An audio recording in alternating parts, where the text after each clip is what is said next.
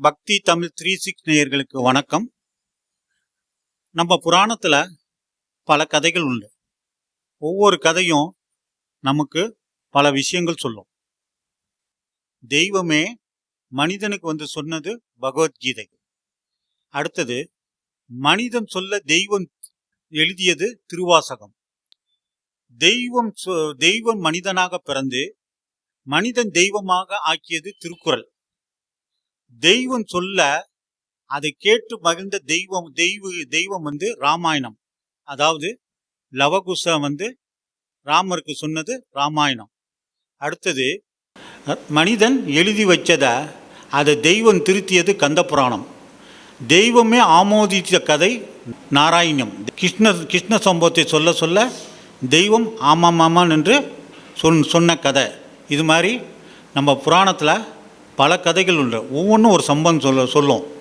நம்ம புராணம் படிக்க படிக்க பல விஷயங்கள் நம்மளுக்கு வாழ்க்கையில் தெளிவாக சிந்தனை கொடுக்கும், நல்ல புத்தி கொடுக்கும், நல்ல அறிவை கொடுக்கும். இதனால் பல விஷயங்கள் நம்ம வாழ்க்கையில் முன்னேற்றம் ஏற்படும். கஷ்டங்கள் வந்தாலும் துன்பங்கள் வந்தாலும் நமக்கு அந்த புராண கதைகள் மூலமாக சில நேரங்களில் நமக்கு மன அமைதி கொடுக்கும். இது மாதிரி நம்மளுக்கு புராணங்கள் இதிகாசங்கள் நமக்கு வாழ்க்கைக்கு தேவையான பல அறிவுரைகள் நம்மளுக்கு கொடுக்கிறது. பக்தி தமிழ் 36 நேயர்களுக்கு வணக்கம். சுவாமி விவேகானந்தர் ஒரு தடவை வெளிநாட்டுக்கு போனார். அங்கே போன பல சீடர்கள் இருந்தாங்க. எப்போதுமே நம்ம ஒரு இடத்துக்கு போகும் போல பல நல்லவர்கள் இருப்பாங்க, கெட்டவர்களும் இருப்பாங்க. அதாவது நம்ம நல்லது செய்யும் போல 4 பேர் கெட்டதும் செய்யறதுக்கு வருவாங்க. அதில் பல பேருக்கு சுவாமி விவேகானந்தர் இது மாதிரி ஒரு சம்பவம் அமைந்தது. சுவாமி விவேகானந்தர் வெளிநாட்டுக்கு போனோன்னே அவர் அப்படியே அந்த மாநாட்டில் பேசுறதுக்காக வெளியே வந்து கொண்டு இருக்கிறாரு. அப்போ வந்துட்டு இருக்கும் போல அவர் கண்ணில் ஒரு வார்த்தை எதிர்பட்டுச்சு. அந்த வார்த்தை அவர் படித்தோன்னே ஒரு மாதிரி ஆயிட்டாரு. அவர் என்ன எழுதியிருந்தாங்கன்னா அந்த வாசகம் காட் இஸ் நோ வேர் அப்படின்னு எழுதியிருந்துச்சு. இதை பார்த்தோன்னே அவருக்கு ஒரு மாதிரி ஆயிடுச்சு. உடனே சுவாமி விவேகானந்தர் என்ன பண்ணார், அது சிரிச்சுக்கிட்டே அப்படியே கீழே குடிஞ்சி அப்படியே ஒரு கரித்துண்டை எடுத்தாரு. அந்த கரித்துண்டை எடுத்து அந்த நோ வேருங்கிறத முதல் எடுத்த டபிள்யூவை காட் இஸ் நவ் ஹியர்ங்கிறத மாத்தினார். காட் இஸ் நவ் ஹியர், அதாவது வேருங்கிறத முதல் எழுத்துல டபிள்யூவை நோ பக்கத்துல டபிள்யூ போட்டு காட் இஸ் நவ் ஹியர் அப்படிங்கிறத அவர் வந்து சுவாமி விவேகானந்தர் மாத்தினார். அப்ப கடவுள் எங்குமே நிறைந்திருக்கிறார் அப்படிங்கிறத பொருள் உருவாக்கினார்.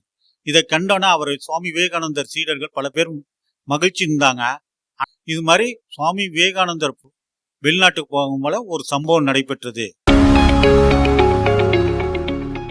பக்தி தமிழ் 369 நேயர்களுக்கு வணக்கம். விஷ்ணு பக்தர், அதாவது பெருமாள் பக்தர், ஒரு திருமலை நம்பின்னு ஒருத்தர் இருந்தார். அவர் வந்து திருப்பதியில் இருந்தார். திருப்பதியில் பெருமாளுக்கு சேவை செய்து கொண்டிருந்தார். பெருமாளுக்கு சேவை செய்யும்போது மிகப்பெரிய கைங்கரியம் செய்தார். அந்த கைங்கரியம் போல் அவருக்கு மனசு ரொம்ப மகிழ்ச்சியாக இருந்தது. அதனால் புண்ணியத்தை தேடிக்கிட்டு இருந்தார். அப்பொழுது திருப்பதிக்கு ராமானுஜர் வருகிறார். ராமானுஜர் வந்து மேல் திருப்பதிக்கு வரும்போல அந்த ராமானுஜர் வருவதை கேட்டுக்கிட்டு அந்த திருமலை நம்பி கீழே இறங்கி வரார். அதை பார்த்தோன்னா ராமானுஜர் திருமலை நம்பியை பார்த்து ஏங்க நீங்கள் இங்கே வரீங்க, கீழே ஏன் வரீங்க, உங்களோட வயசானவங்க இருப்பாங்க, உங்களுக்கு தான் வயசாகிடுச்சு, உங்களோட சிறியவர்கள் யாராச்சும் இருப்பாங்களே அப்படின்னு இது கேட்குறாங்க. என்னோட சிறியவர்கள் இந்த திருமலையில் யாருமே இல்லை. அதாவது என்னை விட சிறியவர்கள் யாரும் இந்த திருப்பதியில் இல்லை. அதனால தான் நான் உங்களை வந்து வரவேற்க நான் கீழே வந்தேன்னு சொன்னார். இதை கேட்டேன்னா ராமானுஜர் மனசில் ரொம்ப சந்தோஷப்பட்டார். தன்னை விட யாரும் சிறியவர் இங்கே யாரும் இல்லைன்னு சொன்னோன்னே தன்னை வரவேற்கிறது, தன்னை உடல் வருத்தி கொண்டு இங்கே வருகிறார் என்பதை பார்த்து வயதானாலும் தன்னை வந்து பார்க்குறாருங்கிறத கண்டு மிகவும் மனம் உகழ்ந்தார். இதுலேருந்து தெரிஞ்சுக்கிட்டது என்னென்னா, நம்ம வந்து ஒரு எவ்வளோ வயதானாலும் வரவேற்கிறவருக்கு நம்ம மனம் இருந்தால் எப்படி வேணால் வரவேற்கலாம். நம்மளுக்கு வயசாகிடுச்சு, நம்ம இன்னொருத்தரை பொதுவாக போய் அனுப்பி வைப்போம், நீ போய் அவரை கூட்டிகிட்டு வான்னு. ஆனால் அது மாதிரி சில அடியார்கள் செய்ய மாட்டாங்க.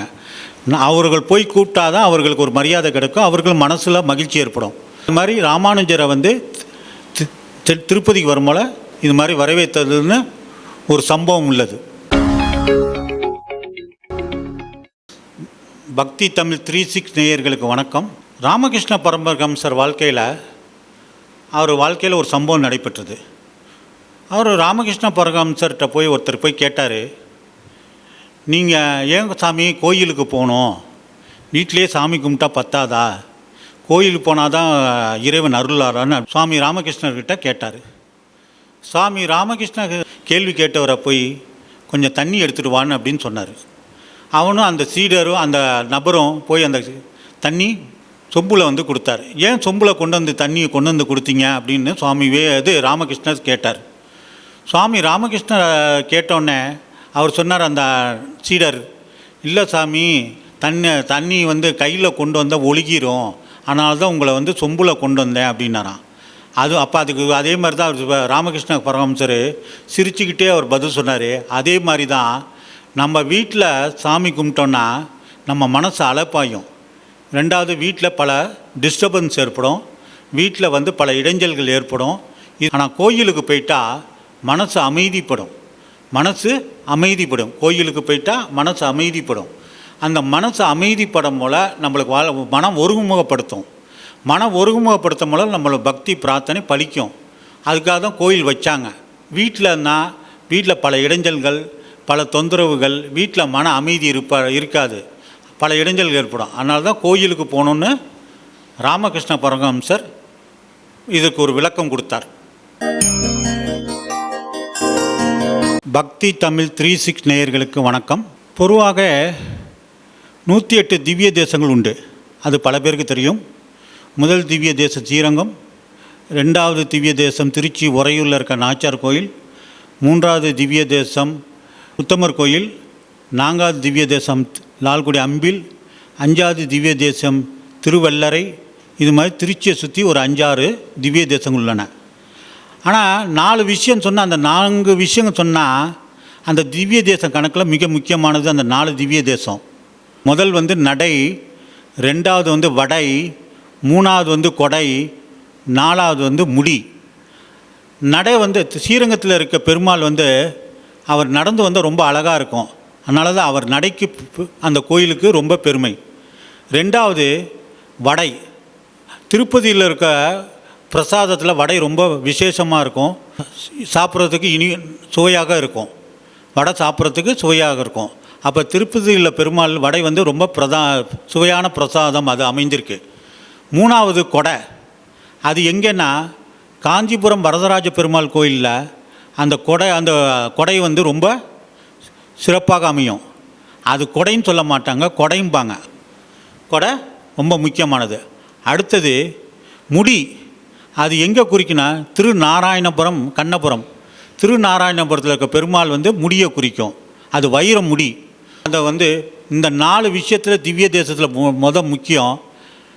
நடை, வடை, குடை, முடி, 4 திவ்ய தேசம்.